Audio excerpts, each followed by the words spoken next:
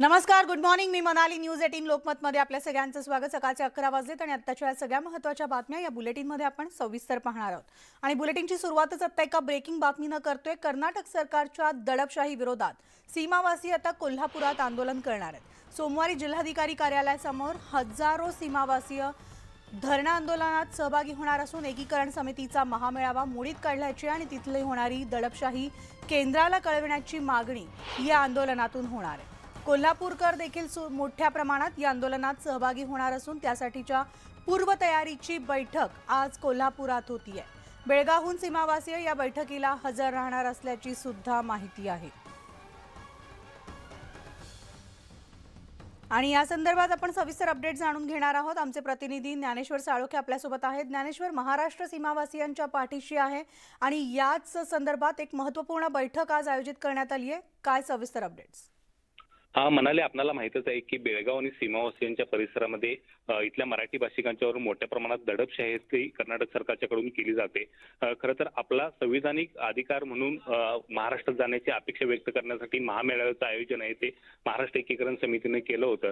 मात्र हा सगळा मेळावा मोडीत काढण्याचा प्रकार आहे ते इथल्या पोलिसांनी केला आणि त्यामुळे हा सगळा प्रकार केंद्र सरकारच्या कानावरती घालण्यासाठी इथले जे सीमावासी आहेत ते कोल्हापूरमध्ये येऊन आता आंदोलन करणार आहेत. खरं तर आपल्याला माहिती आहे की या ठिकाणी मोठ्या प्रमाणात ती दडपशाही केली जाते आणि तिथं आता सीमावासियांना बेळगावमध्ये आंदोलन सुद्धा केलं जाऊ देत नाहीत किंवा त्यासाठीची परवानगी आहे ती सुद्धा दिली जात नाही. आणि त्यामुळे आता कोल्हापूर शिवाय आणि महाराष्ट्राशिवाय या सीमावासियांना पर्याय राहिलेला नाही. त्यामुळे सोमवारी हजारोंच्या संख्येने सीमावासी आहेत ते आता कोल्हापूरमध्ये दाखल होणार आहेत आणि कोल्हापूरमध्ये जिल्हाधिकारी कार्यालयासमोर धरणे आंदोलन धरून या ठिकाणी सीमा मेळावा मोडीत काढल्याचा प्रकार आणि कानडी सरकारची दडपशाही त्याचा एकूणच सगळा भाग आहे तो कोल्हापूरच्या जिल्हाधिकाऱ्यांच्या मार्फत मुख्यमंत्री आणि पंतप्रधान यांना देण्याचा पवित्रा हेतू या सगळ्या एकूणच महाराष्ट्र एकीकरण समिती आणि सीमावासियांनी घेतलेला आहे. आणि या आंदोलनाला कोल्हापूरकरांनी सुद्धा मोठ्या प्रमाणात पाठिंबा द्यायचं ठरवलेलं आहे आणि त्याच्या नियोजनासाठी आणि पूर्वतयारीसाठी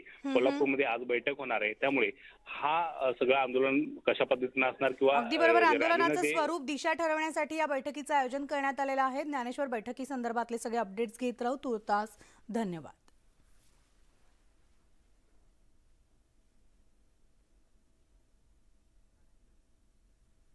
तर राज्यात सध्या सगळीकडे सीमावादाचं चित्र पाहायला मिळते आणि त्यातच आता महाराष्ट्र आणि मध्य प्रदेश सीमावादाची भर पडण्याची शक्यता आहे.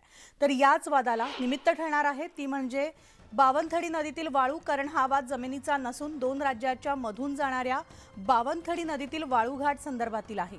दरम्यान मध्य प्रदेशातील लोक नदीत केलेल्या सीमांकलनाचं उल्लंघन करून महाराष्ट्राची वाळू स्वतःचं हक्क दाखवत चोरून नेत असल्यानं महाराष्ट्राच्या कोट्यावधींचा महसूल बुडतोय. वाळूघाट महाराष्ट्रात असून देखील त्याचा महसूल प्रदेशात सरकारला मिळत आहे.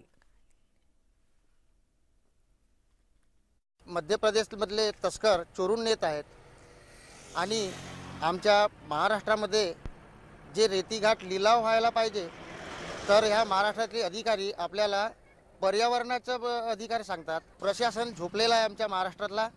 आता यांना पर्यावरणाची ओळख नाही का? इकडे महाराष्ट्र आणि कर्नाटक हा सीमावाद पाहायला मिळत आहे. मात्र भंडारा जिल्ह्यातून वाहणाऱ्या बावनथडी नदीवर महाराष्ट्र आणि मध्य प्रदेशची बॉर्डर आहे. आपण बघू शकतो की मध्य प्रदेशातील वाळू तस्कर कशा पद्धतीनं महाराष्ट्रातील वाळू चोरून नेताना आपल्याला दिसत आहेत. त्यामुळे महाराष्ट्र आणि मध्य प्रदेशच्या सीमावाद आपल्याला आता इथे काही काळात आपल्याला पाहायला मिळणार आहे. त्यामुळे महाराष्ट्रातील वाळू मध्य प्रदेश येथील तस्कर आपल्याला चोरून नेताना दिसत आहेत. एकीकडे महाराष्ट्रात पर्यावरणाचा ऱ्हास होऊ नये यासाठी महसूल डिपार्टमेंट वाळूघाट लिलाव करत नाही. मात्र मध्य प्रदेश येथील वाळू तस्कर महाराष्ट्रातली वाळू चोरून नेताना दिसत आहेत. त्यामुळे महाराष्ट्र आणि मध्य प्रदेश हा सीमावाद आपल्याला कुठेतरी येत्या काळात पाहायला मिळणार आहे. त्यामुळे कोट्यवधी रुपयांच्या महाराष्ट्रातील महसूलच्या नुकसान होत असताना सुद्धा प्रशासन याकडे दुर्लक्ष करत असल्याचे चित्र आपल्याला सध्या दिसत आहे. त्यामुळे महाराष्ट्र आणि मध्य प्रदेशचे सीमावाद आपल्याला येत्या काळात पाहायला मिळणार आहे. निहाल बुरे, न्यूज 18 लोकमत, भंडारा. आणि यानंतर एक धक्कादायक बातमी ती म्हणजे 2 मुलांनी आपल्याच वडिलांचा खून केल्यानंतर पुरावा नष्ट करण्यासाठी मृतदेह भट्टीत जाळल्याचा धक्कादायक प्रकार पिंपरी चिंचवड येथे उघडकीस आलाय। पिंपरी चिंचवड जवळील म्हाळुंगे परिसरामधली ही घटना असून पित्याचा खून करणाऱ्या दोन्ही मुलांना पोलिसांनी अटक केली आहे। निघोजे गावचे धनंजय बनसोडे यांचे एका महिलेशी प्रेमसंबंध होते आणि त्यावरून त्यांच्या घरात नेहमीच वाद व्हायचे। या वादातूनच मुलांनी वडील धनंजय यांना मारण्याचं ठरवलं आणि त्यानुसार आधी या दोन्ही मुलांनी धारदार शस्त्राने वार करत घरात खून केला आणि पुरावा नष्ट करण्यासाठी आपल्याच फॅक्टरीत असलेल्या भट्टीत मृतदेह जाळला। इतकंच नाही तर त्यानंतर ती राख त्यांनी इंद्रायणीमध्ये विसर्जितही केली। या प्रकरणी आरोपी सुजित आणि अभिजित बनसोडेला पोलिसांनी अटक केली आहे।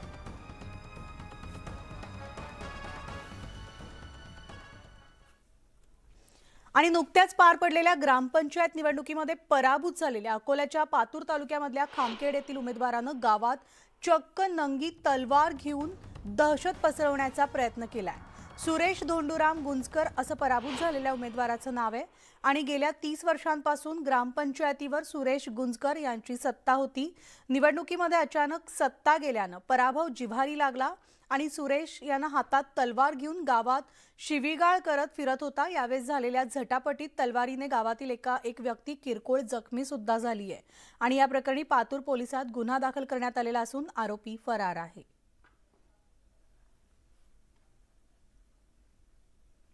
आणि यानंतर थेट जाणार आहोत दीपक केसरकर यांची पत्रकार परिषद सुरू आहे। महाराष्ट्र एकीकरण समिती सोमवारी कोल्हापुरात निदर्शने करते। त्यांची अपेक्षा अशी आहे की महाराष्ट्रातल्या विरोधी पक्ष आणि सत्ताधारी पक्षांनी एकत्रित येऊन एक दिवस महाराष्ट्र बंद ठेवावा आणि आपण सीमावासियांच्या पाठीशी आहोत असं दाखवून द्यावं, अशा पद्धतीची एक त्यांची अपेक्षा आहे। काय या संदर्भात पालकमंत्री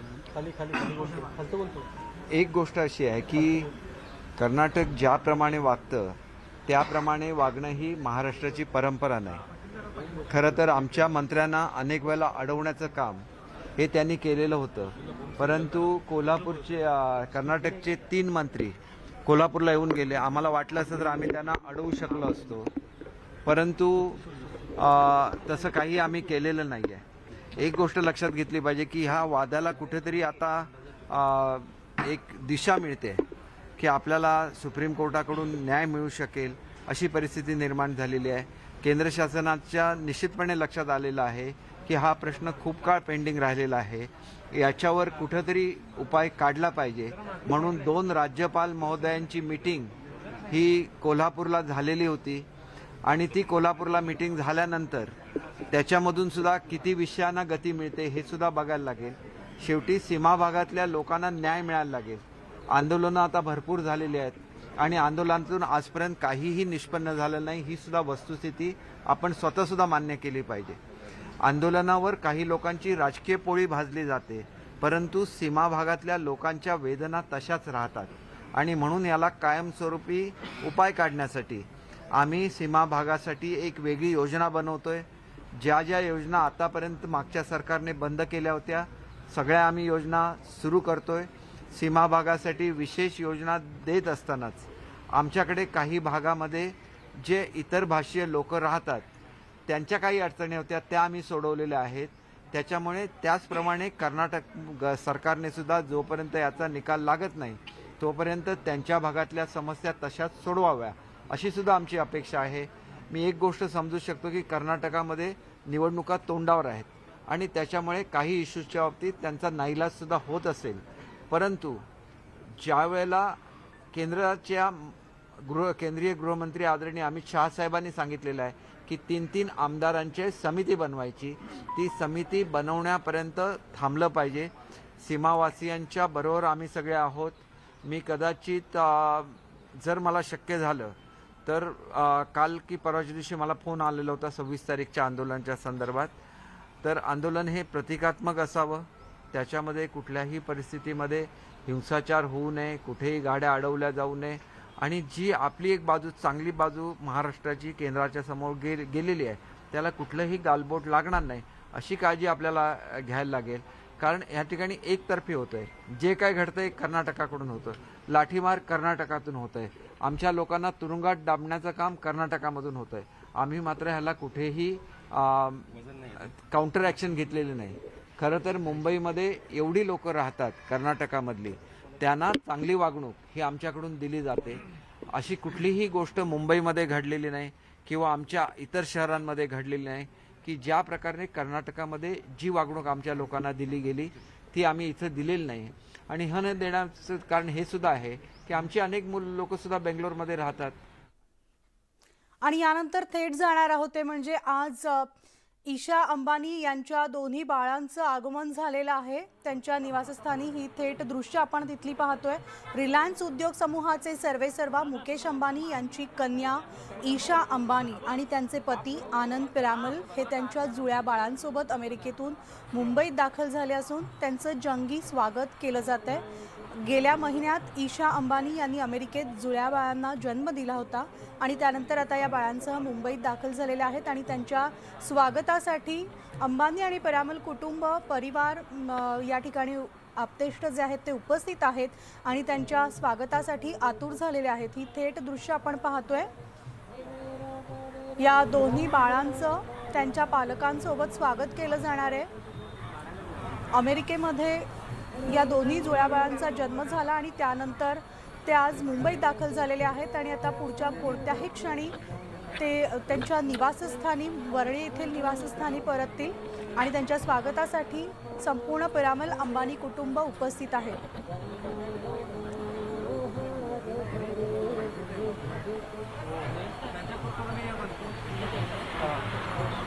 प्रत्येकाच्या चेहऱ्यावर खूप आनंद पाहायला मिळतोय आपल्याला। ही दृश्य थेट आपण पाहतोय ते म्हणजे रिलायन्स उद्योग समूहाचे सर्वेसर्वा मुकेश अंबानी यांची कन्या ईशा अंबानी आणि त्यांचे पती आनंद पिरामल हे त्यांच्या जुळ्या बाळांसोबत अमेरिकेतून मुंबईत दाखल झालेले आहेत आणि त्यांच्या स्वागतासाठी निवासस्थानी पिरामल आणि अंबानी कुटुंब उपस्थित आहेत।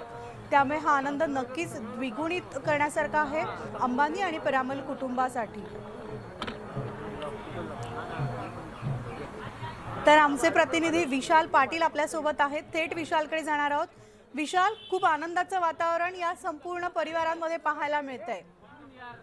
नक्कीच म्हणाली, दोन्ही कुटुंबियांमध्ये आनंदाचं वातावरण आहे आणि आता मी तुला अपडेट देईन की म्हणजे आता ईशा अंबानी यांचे कुटुंबीय जे आहेत ते या ठिकाणी पोहोचलेले आहेत। अंबानी कुटुंबीय आणि पिरामल कुटुंबीय दोन्ही कुटुंबातील सदस्य जे आहेत हे या ठिकाणी पोहोचलेले आहेत। मी सद्यस्थितीला थोड्याच वेळात ईशा अंबानी त्यांच्या 2 बाळांसह जे आहेत ह्या घरी येणार आहेत। खरं तर ह्या बाळांचा जन्म झाल्यानंतर पहिल्यांदाच त्या भारतामध्ये जे आहेत ह्या येताना आपल्याला पाहायला मिळतं की सध्यातरी आता जर आपण दृश्यांमध्ये पाहायला गेलं तर सर्व कुटुंबीय जे आहेत ते या दोन्ही बाळांच्या स्वागतांसाठी जे आहेत हे हजर असलेले आपल्याला पाहायला मिळत आहेत।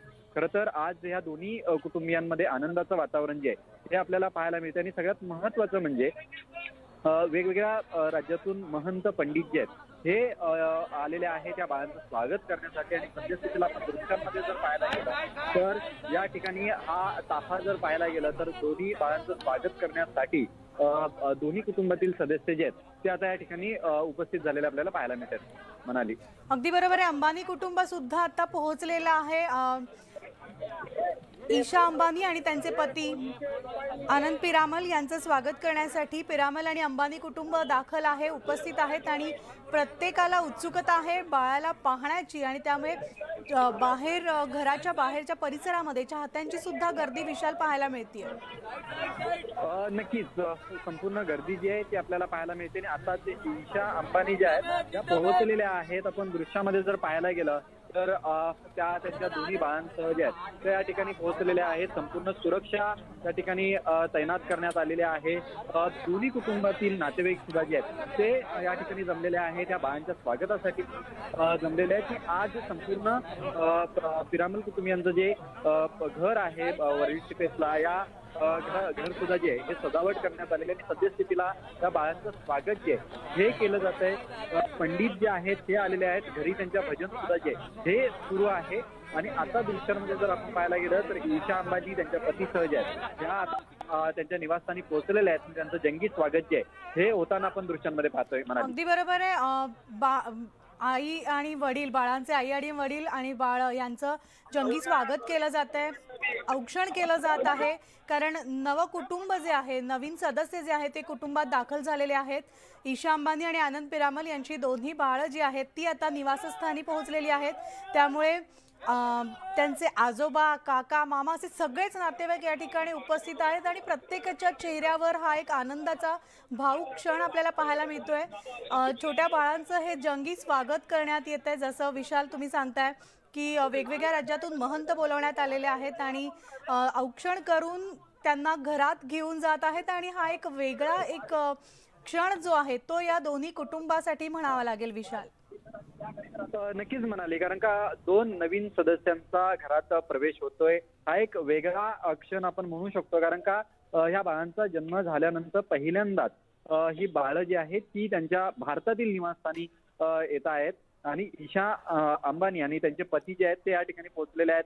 जे विधिवत सर्व हिंदू संस्कृतीनुसार जो घरात लहान बाळांचा प्रवेशासाठी केलं जातं त्या सर्व पद्धती ज्या आहेत त्या या ठिकाणी केल्या जात आहेत. आणि सगळ्यात महत्वाचं म्हणजे या दोन्ही कुटुंबातील सदस्य जे आहेत हे या क्षणासाठी जे आहेत हे उपस्थित असताना आपल्याला पाहायला मिळत आहेत.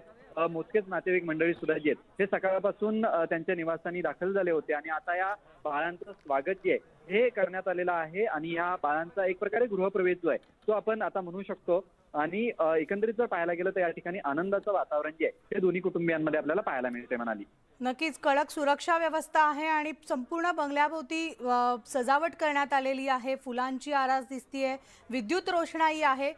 खरं तर ज्या दिवशी ईशा अंबानी यांनी या जुळ्या बाळांना जन्म दिला त्याच दिवशी पिरामल कुटुंब असेल किंवा पिरामल निवास असेल किंवा अंबानी निवास असेल सगळीकडेच विद्युत रोषणाई करण्यात आली होती आणि तशीच रोषणाई आज सुद्धा करण्यात आली आणि विशेष फुलांची सजावट सुद्धा विशाल आपण इथे आपल्याला पाहायला मिळते. नक्कीच म्हणाली, ज्या पद्धतीनं आपल्याला माहिती आहे संपूर्ण घर जे आहे ते विविध फुलांनी सजवलेलं आहे, विद्युत रोषणाई करण्यात आलेली आहे. सुरक्षेच्या दृष्टीनं सर्व खबरदारी जी आहे ती सुद्धा घेण्यात आलेली आहे आणि फक्त ह्या बाळांचं स्वागत कुटुंबियांकडनं वेगळ्या सुद्धा करण्यात आलंय. ते म्हणजे सामाजिक गोष्टींना सुद्धा हातभार जो आहे तो या कुटुंबियांकडनं लावण्यात आलेला आहे. तो म्हणजे एक मग अनाथ आश्रम असेल किंवा अन्य काही दान धर्म असेल तो सुद्धा या कुटुंबियांकडनं करण्यात येतोय. आपल्याला एक माहिती मिळाली की 300 किलो पर्यंत सोनं जे आहे हे दान केलं जाणार आहे. जी अनाथ मुलं असतात त्यांच्यासाठी अनाथ 5 आश्रम जे आहेत हे उभारले जाणार आहेत. त्यामुळे एकीकडे बाळांचं स्वागत आणि दुसरीकडे सामाजिक कार्याला सुद्धा हातभार जो आहे हा दोन्ही कुटुंबियांकडनं केलेला आपल्याला पाहायला मिळतोय. त्यामुळे एकीकडे आनंदाचं वातावरण, नवीन सदस्यांचा आज घरामध्ये प्रवेश आणि दुसरीकडे सामाजिक कार्याला हातभार अशा पद्धतीचं चित्र जे आहे ते आज आपल्याला पाहायला मिळतंय. म्हणाली नक्कीच धन्यवाद विशाल या सविस्तर माहितीसाठी.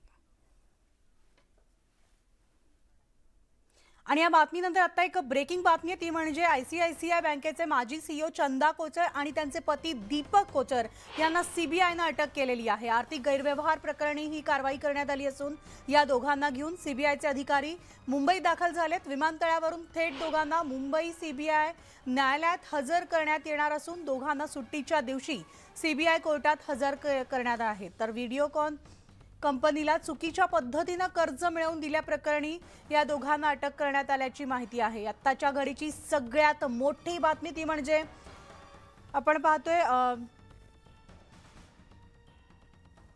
आर्थिक गैरव्यवहार प्रकरणी ही कारवाई केलेली आहे. ICICI बँकेच्या माजी CEO चंदा कोचर आणि त्यांचे पती दीपक कोचर यांना CBIनं अटक केलेली आहे.